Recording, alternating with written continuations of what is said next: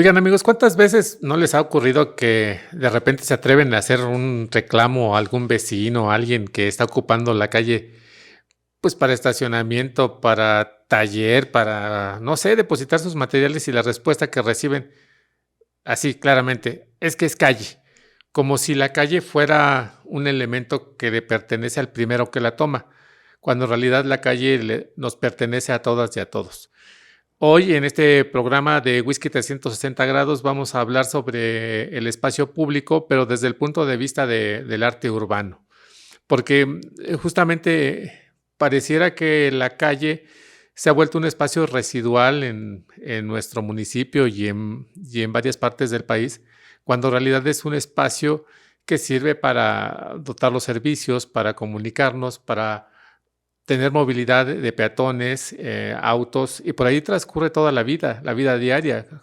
Nos llegan los materiales para nuestras casas, los insumos, nuestros servicios, y no la tenemos completamente bien valorada. También es un espacio que yo lo considero totalmente democrático, porque ahí podemos circular todas y todos. Vehículos de transporte público, como ya lo decía, autos particulares, se ejerce el trabajo, y también, pues el espacio público da pie al desarrollo del arte, el arte urbano. Hoy en este programa vamos a hablar con Teodoro San José. Él es un artista urbano, ha colocado esculturas aquí en México, eh, que estas esculturas algunos pareciera que las ven como elementos inertes, como que no tuvieran ningún chiste, pero en realidad la humanidad siempre ha requerido de tener ese tipo de iconos. Me ha tocado participar en algunos proyectos donde no hay nada y lo que se requiere es ir generando identidad a los nuevos pobladores. Y este es el caso de las esculturas que trabaja Teodoro San José. Como les decía, Teodoro San José es un artista urbano, pero además es poeta, es escritor y tiene un concepto muy importante sobre la vida y particularmente sobre los niños. Hoy, en un momento más, me voy a enlazar vía Zoom con él para tratar un tema muy particular que se llama Semillas de Paz. Semillas de Paz es un libro que él escribió ya hace aproximadamente unos 10 años y que fundamentalmente habla sobre la conciencia del ser humano. Verán, en unos minutos me enlazo con él y vamos a disfrutar de esta charla. Gracias, amigos, por estar en este programa de Whisky 360. Tolteca es un artista del amor, un artista del espíritu, alguien que en cada momento, en cada segundo, crea el más bello arte, el arte de soñar. La vida no es más que un sueño y si somos artistas, creamos nuestra vida con amor y nuestro sueño se convertirá en una obra maestra de arte. Este es un poema anónimo tolteca y es lo primero que me encontré al abrir por segunda vez, y eso no quiere decir que sea la segunda vez que lo lea, sino en la segunda época en que leo este maravilloso libro que se llama Semillas de Paz. Y hoy tengo aquí vía Zoom al autor, es el escultor, poeta, escritor, pero antes que todo un gran ser humano, es a Teodoro San José, y vamos a tener una charla con él sobre su libro Semillas de Paz. Teo, ¿cómo estás? Saludos desde México. Paco, buenos días para México, buenas tardes para Europa. Bien, bien, muy contento y sobre todo muy entusiasmado de poder compartir las sensaciones y conocimientos que vamos acumulando. Algunos los hemos vivido juntos, otros separados, pero de alguna manera entiendo que hay una cierta energía, yo llamo la energía del amorcito, que es la que nos permite conectarnos a todos, independientemente de qué parte del mundo estemos. Y hoy que las redes nos hacen sentir que el mundo es muy chiquito, yo sonrío porque digo, el mundo es muy chiquito y nuestro corazoncito muy grande. Entonces es más fácil unirse porque nuestro corazoncito es muy grande. Gracias. No, gracias a ti, Teo. Oye, Teo, ¿y por qué ese poema tolteca? O sea, ¿de dónde, qué es lo que te inspiró a ponerlo en la primera página prácticamente del libro? O sea, el libro de por sí es una mezcla de de poemas con los que te vas encontrando en la lectura, pero este me llama poderosamente la atención porque los que van intercalados son tuyos, son de tu autoría. ¿Por qué Sí. elegiste este poema, Teo? Bueno, el libro se plantea porque yo estaba impartiendo conferencias en México, charlas, en distintos centros oficiales y privados, y al terminar muchas personas me decían, ¿dónde podemos conseguir el libro donde se cuenta todo esto? Y yo decía, pues no hay libro, y me decían, no, no es posible, Teo, primero se escribe el libro y luego se habla, ¿no? Entonces me comprometí con un grupo de personas a crear el libro, ¿no? Entonces, en mi segundo viaje de vuelta a México, comencé a escribir este libro, pero es un libro que también está muy conectado a las múltiples vivencias que yo tuve en México. México es un país que yo amo profundamente, que a mí me enseña y me enseñó mucho. Y curiosamente, tuve una experiencia al visitar un lugar en México que es donde están los Atlantes, el Templo de los Atlantes, que es uno de los lugares donde la cultura tolteca, todavía existe la cultura tolteca, pueblos toltecas. Entonces fue muy curioso porque alguien me trasladó el poema. Y cuando yo lo leí, me quedé absolutamente sorprendido de la actualidad del poema, según mis sensaciones, ¿no? Mi forma de sentir, de entender. Justamente en ese tiempo yo estaba creando ese espacio donde la vida del artista, la vida del escritor y la vida de ese ser que experimenta con la energía se convierten en una unidad. Y este poema define y engloba perfectamente todas esas percepciones, ¿no? Entonces me pareció, primero, una forma de dar las gracias a la cultura tolteca, una importante cultura para México y para el mundo, y después porque era como si yo crease un paisaje, pero la óptica a través de la cual me gustaría que se viese ese paisaje es precisamente el discurso del poema. Como tú bien dices, el resto de poemas que hay en el libro son poemas de mi creación que están pensados, por un lado, como un referente de cada capítulo, y por otro lado, porque son poemas que se pueden utilizar, de hecho, la mayor parte de mis lectores lo hacen, como la meditación del día. Es decir, cogen el libro, lo abren, van hacia adelante o hacia atrás, y ese poema lo leen, y curiosamente es una reflexión que luego les va a llevar todo el día. Y eso les hace sentir bien. Eso es un poco el objetivo también, ¿no? Oh, excelente, Teo. Y creo que esa es la poesía. Oye, ¿y qué es el arte? Qué bonita pregunta, porque yo tengo una definición propia de lo que es el arte. Y como la mayor parte de las cosas que digo, más que una afirmación es una pregunta. Para mí el arte es una pregunta, y una pregunta que dice así. ¿Es el arte la capacidad humana que permite trasladar a los sentidos las percepciones del alma, del ser interno, como queramos ponerlo? Puede ser nuestra mente. Ese concepto lo que permite es entender que cualquier persona en sí mismo tiene la capacidad de crear. Luego, en ese sentido, es un artista. Hay muchas personas, y yo creo que sería lo ideal para todas, que el planteamiento de su vida es convertir su vida en una obra de arte, como los toltecas. A mí me parece que esa es la clave, porque nos hace sentir que la vida es un camino y donde lo importante es tener la sensación de que estamos caminando. Porque si la vida nos lo planteamos como un objetivo y el camino más corto para llegar allí, pueden ocurrirnos que lleguemos demasiado pronto, llegamos demasiado tarde, que es lo que habitualmente sucede, o no llegar nunca. Entonces nos perdemos esa capacidad maravillosa de aprendizaje que tiene el camino. Y yo creo que eso es una referencia también al mismo poema tolteca. ¿Qué es la vida sino un camino que nos permite percibir que estamos vivos a través de lo que sentimos y nos permite crear emociones en función de esa capacidad de percibir a los demás? Porque tener emociones uno solo no sé si es posible. Bueno, imagino que sí, el miedo lo puede tener uno solo.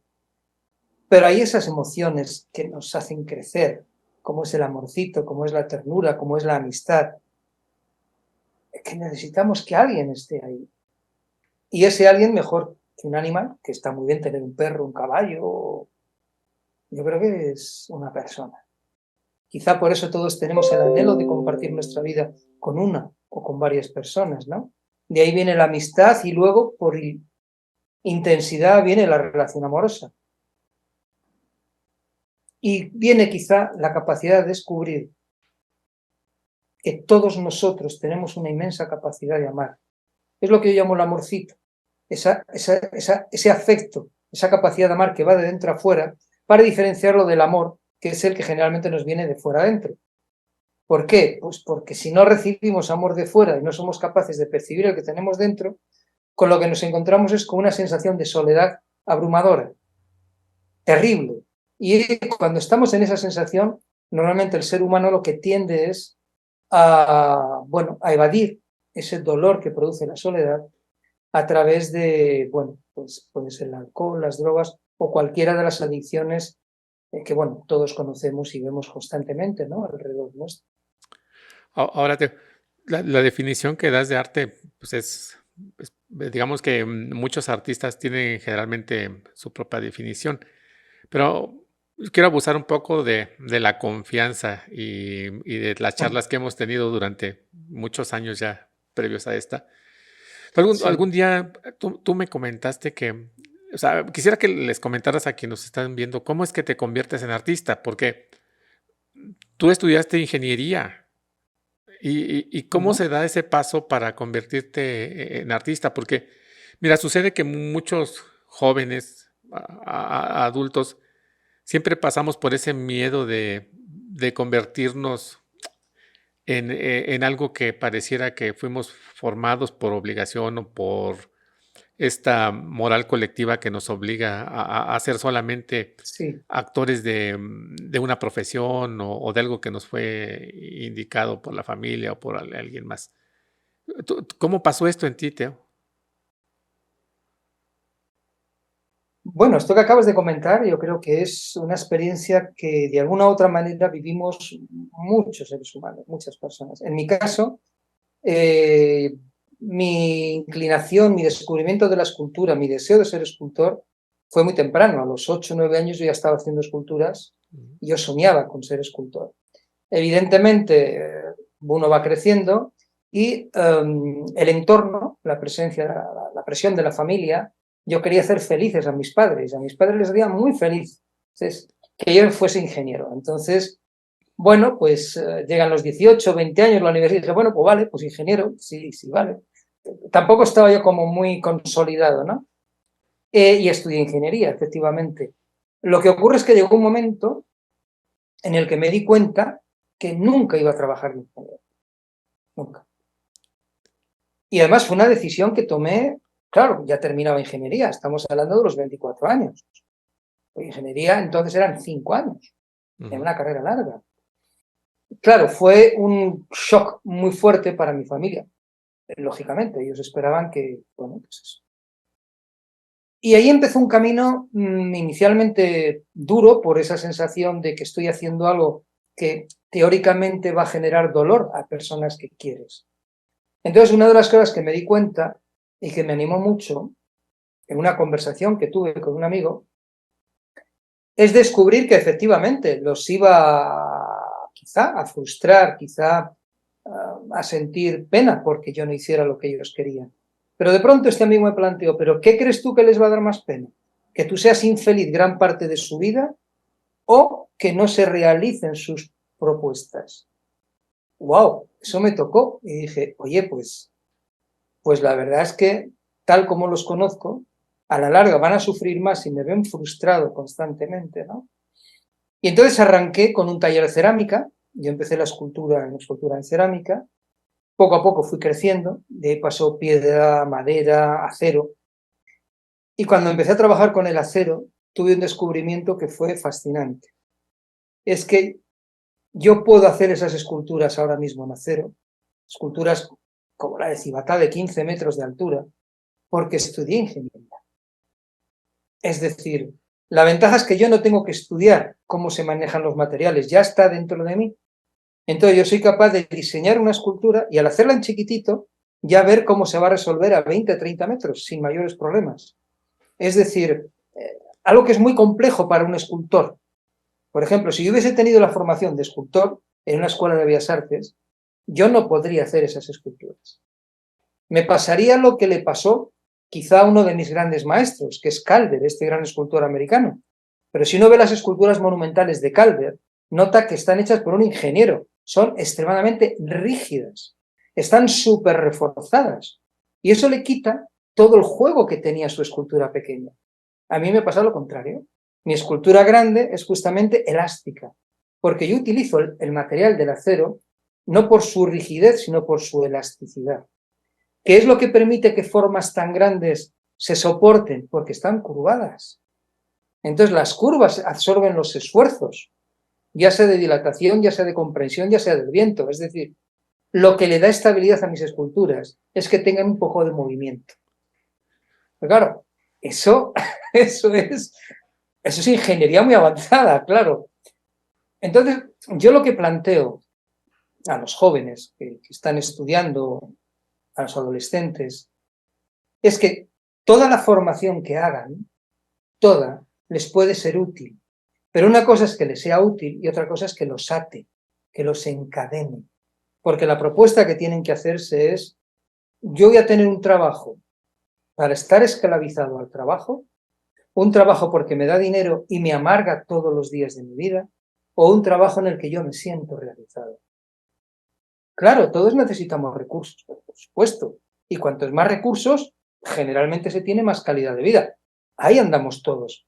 Pero la diferencia planteable es trabajar 8 horas al día, que no quiero pensar en ellas el resto del día porque me siento frustrado, compensa lo que va a venir después, y sobre todo en una época como en la que estamos ahora, donde justamente lo que podríamos llamar los canales habituales de aprendizaje, de estudios de ingeniería, que nos van a proporcionar teóricamente una mejor calidad de vida, se están rompiendo, se están disolviendo.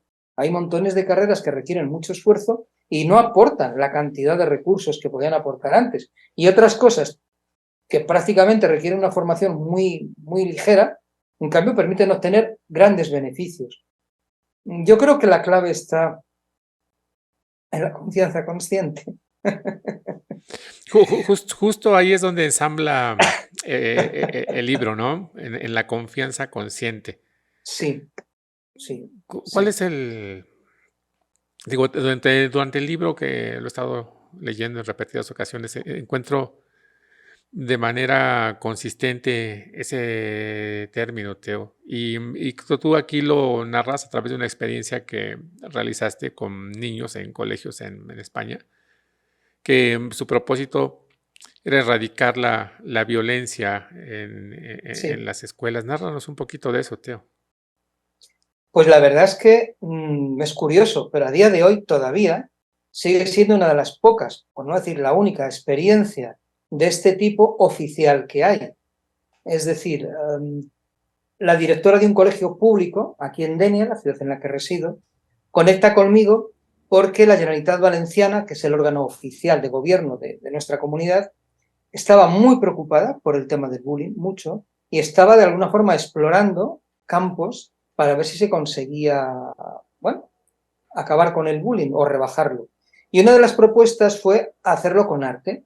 Entonces dieron, pues si hay 2.000 colegios, pues dieron 5 becas. 5 becas para 2.000 colegios. Eso habla de lo extremadamente peculiar que era. Este colegio fue uno de los que recibió esta dotación económica. Ella se puso en contacto conmigo porque yo entonces era el director y profesor del taller de escultura de Denia, y ella conocía, porque me había escuchado en charlas, mi sistema pedagógico, ¿no?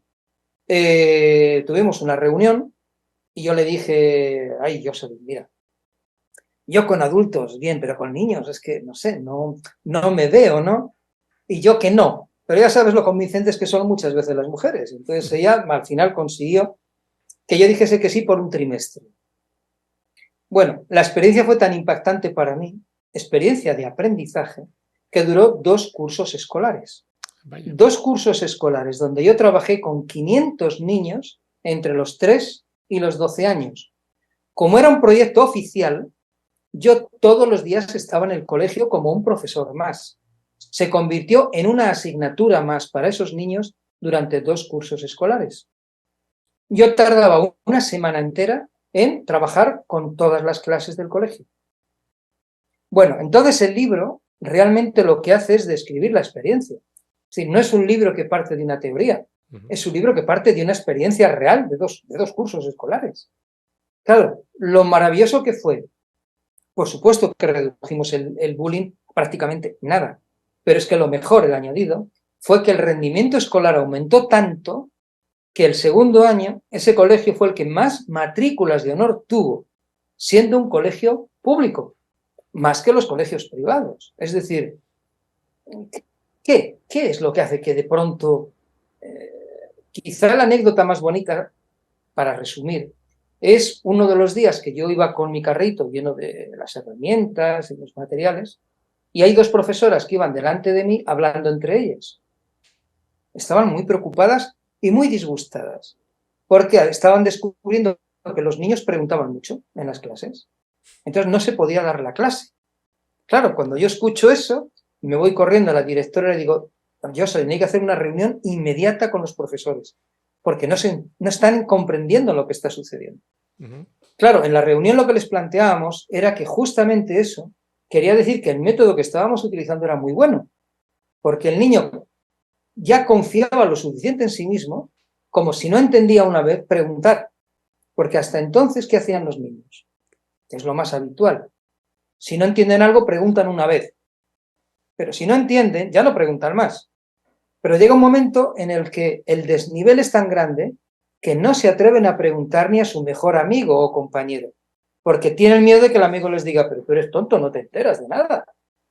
Entonces eso lo que hace es que el nivel de los conocimientos de una parte de la clase está muy alejado de los conocimientos que el alumno debe de tener. Si esto lo trasladamos a todas las clases, ¿qué nos da? Que el nivel del colegio baja. Claro. La formación baja.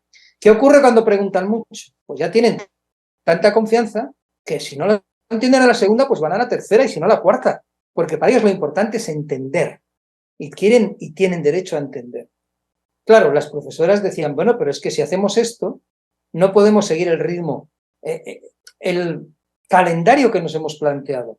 Claro, ahí lo era evidente, pero vamos a ver. ¿Tú para qué das clases? ¿Para que los alumnos aprendan o para tú apuntarte en tu ficha que has hecho todo el calendario? Tienes la suerte de que ahora sabes qué es lo que no saben los alumnos. ¿Qué es lo que necesitas explicar más? Escúchales a ellos. Porque al escucharles a ellos vas a saber dónde fallan y dónde no fallan. Mete más energía donde fallan y quítala donde no fallan. Claro, el resultado es que cuando cogieron esa dinámica, ¡wow!, las clases iban fluidísimas. Bien, ¿cómo llegamos ahí? Con la confianza consciente. Esto lo trabajábamos de cara al concepto del bullying porque descubrí muy rápidamente que los niños que agredían eran niños que tenían mucho miedo. Entonces, los niños que tienen más miedo se agrupan entre ellos y crean una pandilla. La pandilla de los matones, que suele haber en todas partes. Entonces, ¿qué ocurre cuando ven a alguien diferente? O porque es muy sensible o porque visten diferente. Por ejemplo, aquí es muy habitual que llegues a un patio y de pronto venga un niño pues vestido con una chilaba o que sea de color negro, negro, negro. Entonces, cuando hay miedo, ¿qué es lo que se hace? Tienes miedo de aquel que es desconocido. Entonces se juntan los machotes y van a agredirle. ¿Qué es lo que hace el niño que tiene confianza? Pues tiene curiosidad. Y lo que va es acercarse y le pregunta, oye, ¿tú por qué eres negro? ¿O tú por qué llevas falda? Ya hemos generado un diálogo, ya no hay violencia. Pero la violencia la genera el miedo siempre. Y eso lo pudimos ver en el colegio una y otra vez. En el libro se encuentran algunas anécdotas muy dramáticas, ¿no? Con el caso de algún que otro niño. ¿Cómo creamos este espacio de confianza? Claro, lo que yo pude ver, porque los niños fueron unos maestros maravillosos, pero maravillosos, es que el niño no adquiere confianza porque nosotros le demos un refuerzo. Es decir, si yo le digo a un niño qué bien pintas, el niño dice, bueno, vale, y está dependiendo de mi refuerzo. El día que yo no le digo que bien pintas, se me viene abajo. ¿Por qué? Porque la confianza está puesta fuera de él. Si yo a ese niño en la clase lo que le digo, hazme un dibujo y lo hace, y le digo, hazme otro, y hazme otro, y hazme otro, pero yo no le valoro el dibujo, ¿qué es lo que hace el niño? Pues al cabo de un rato dice, oye, mira, yo hago lo que yo quiero, no lo que yo creo que tú quieres que yo haga. Entonces, eso a lo largo del curso, ¿qué es lo que permitía? Que en la clase que yo impartía, el niño iba creando su espacio, se iba expresando a sí mismo, pintaba de la manera que a él le gustaba aquellos ejercicios que yo le planteaba. Es decir, yo tenía una directriz, o sea, no era hacer por hacer, pero yo nunca juzgaba al alumno. Lo que hacía era decirle, hazme más, hazme más, hazme más. Entonces, el niño ve que es capaz de hacer y eso es lo que le da la confianza. Pero fíjate, en un espacio tan pequeño. De hecho, pudimos ver cómo que los niños entre los 6 y los 8 años eran los que antes captaban la idea o antes adquirían confianza en sí mismos. De los 10 a los 12, ¡guau!, ya era complicado. Ya era más complicado. Claro, Teo. Oye,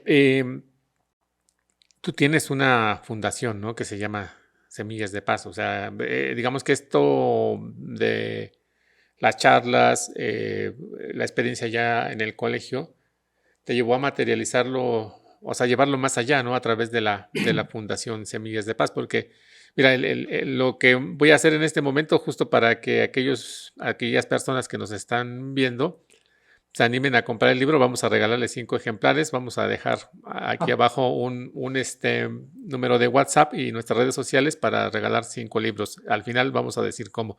Porque pues nos estás escribiendo todo el libro, Teo, y la idea es que pues también nuestras amigas y amigos lo puedan leer, porque está el tema, más de decirlo, interesante. Oye, y sobre el tema de la fundación, o sea, esto, ¿cómo se materializa? O sea, ¿cómo hacemos o cómo le hacemos para que erradicar la violencia a través de estos conceptos de semillas de paz? ¿Qué siguió, Teo? Bueno,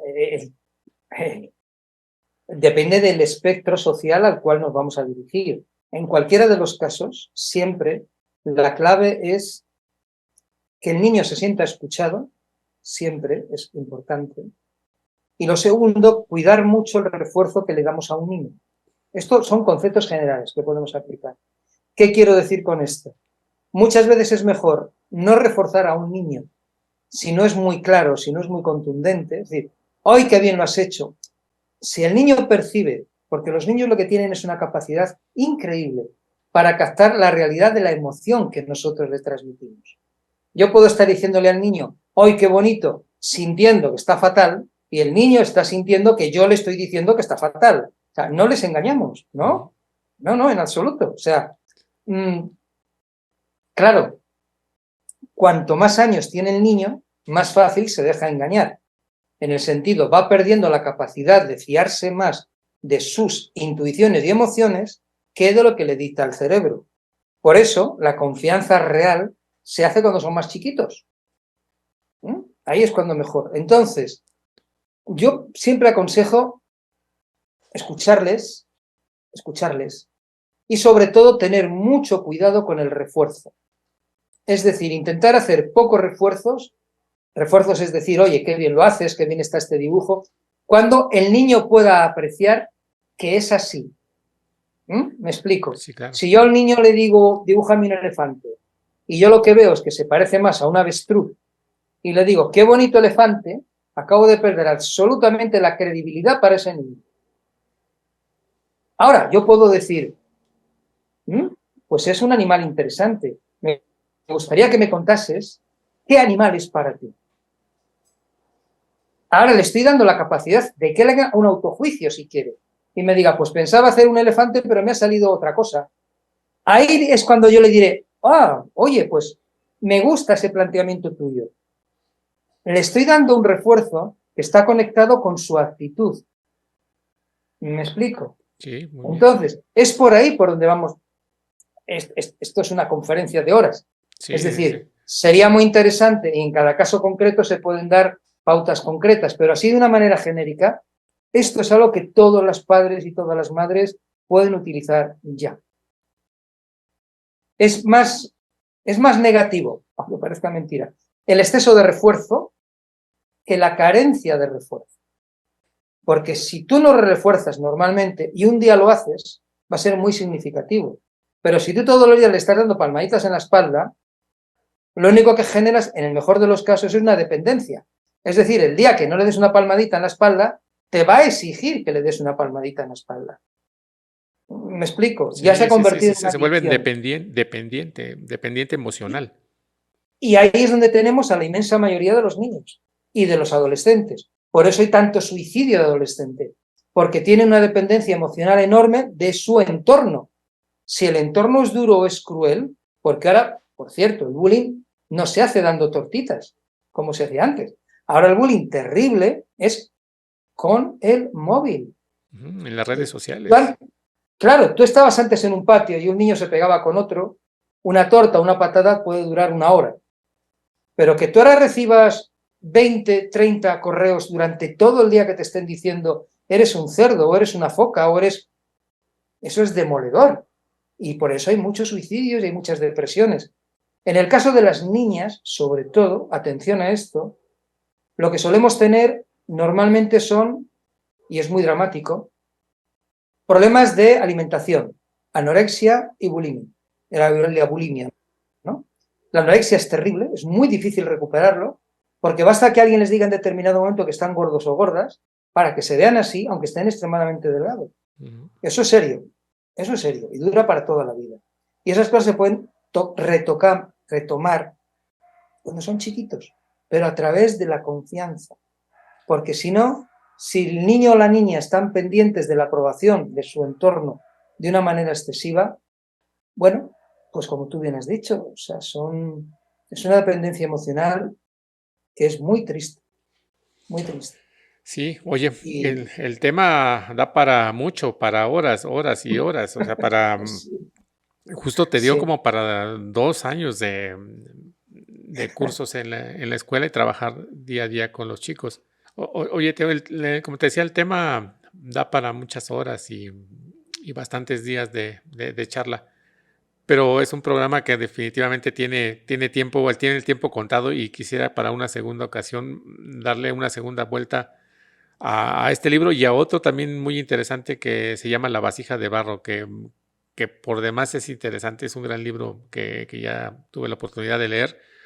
Pero para ir cerrando un poquito el tema, ¿qué pudieras recomendar a los papás, a los profesores, a los jóvenes, como síntesis de la confianza consciente, Teo? Que es un término que la verdad yo cuando te lo he escuchado de viva voz me ha caído muy profundo porque es un tema, pues no es complejo, sino simplemente es un tema de mucha profundidad. Ayúdanos a que nuestros amigos lo entiendan un poco más.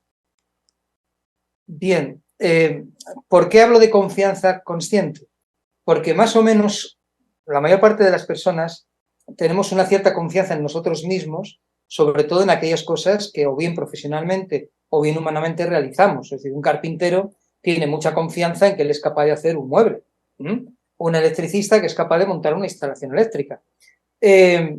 Cuando yo digo consciente, es que normalmente eso lo damos como en una faceta profesional y nos olvidamos de que la clave de todo es nuestra faceta humana, emocional. Entonces, con la confianza consciente es que yo me doy cuenta de que confío en mí emocionalmente. O sea, todo el discurso del que estamos hablando es un discurso sobre emociones. Las emociones normalmente se suele decir que están o se mueven en el inconsciente.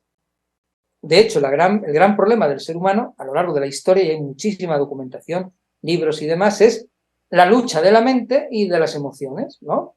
Es decir, yo tengo que querer esto, pero algo dentro de mí me dice que no lo quiera. Ese tipo de cosas, ¿no? Que es quizá lo que los niños, los jóvenes y los adolescentes empiezan a probar cuando quieren estudiar algo, o les interesa algo, o no les interesa, o si lo llevamos al mundo emocional más cálido, cuando hay una persona que nos gusta y nuestra familia nos dice, no, ese no es el hombre o no es la mujer adecuado para ti. todas estas cositas, ¿no? Que parece que quedan como anecdóticas, pero en el fondo lo que nos están transmitiendo, ¿qué es? La confianza real en nosotros está confiar en nuestras emociones. Confiar en nuestras emociones quiere decir, cuando alguien le pregunta, oye, ¿y tú qué opinas de las ovejas? Y uno dice, bueno, pues son animalitos muy bonitos. Otros te pueden decir, ay, qué bichos más raros y además todo lo llenan de olor. Si estamos en una clase y todos los niños dicen, ay, qué bonitos los corderitos, y hay un niño que dice, no, pues a mí no me gustan porque echan cacas y huelen mal. Quien está manifestando ahí su confianza consciente es ese niño. Es decir, habrá muchos otros niños que no les gusten las ovejas, pero él se atreve. Él es un ejemplo de confianza consciente.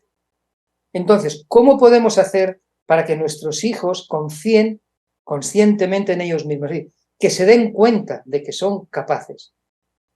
Es un poco los ejercicios que decía antes.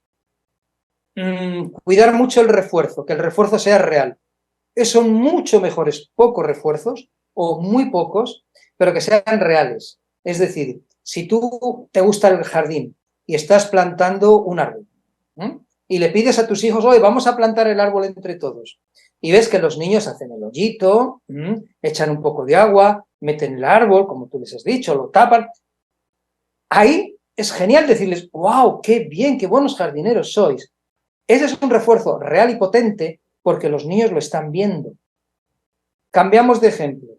Imaginemos que les pedimos a los niños que nos ayuden a poner la mesa, poner el mantel, los platos y los cubiertos. Y como no les apetece nada, pues el mantel está desaliñado, los platos uno está boca abajo, los cubiertos por allá, y ahora llega la mamá y dice, ¡ay, qué lindos mis niños, qué bien ponen la mesa! El mamá o el papá.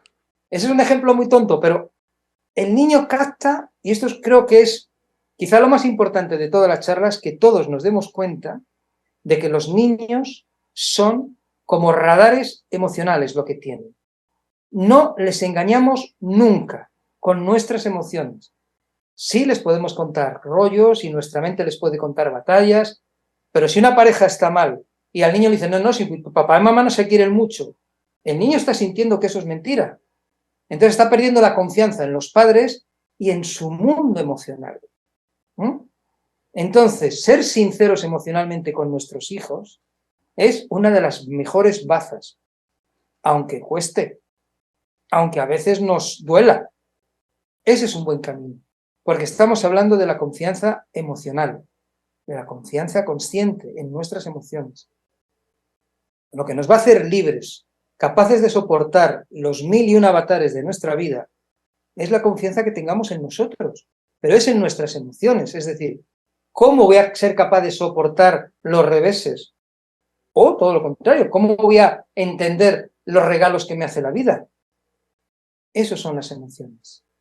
Y ahí la clave es el mundo emocional. Entonces, que se le dé toda la importancia que tiene. Y en los niños más todavía.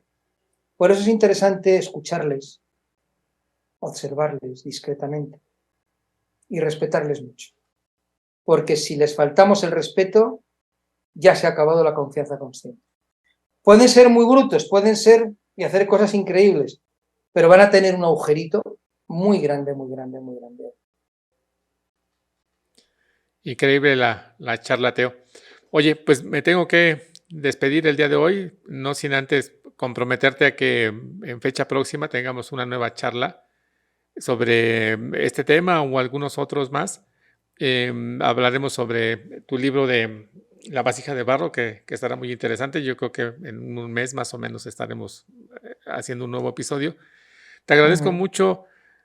¿Quieres despedirte con algo? Sí, sí. Como antes hablaba, el libro Semillas de Paz tiene una serie de poemas. Y a mí me gustaría, acabo de abrirle y ha salido un poema.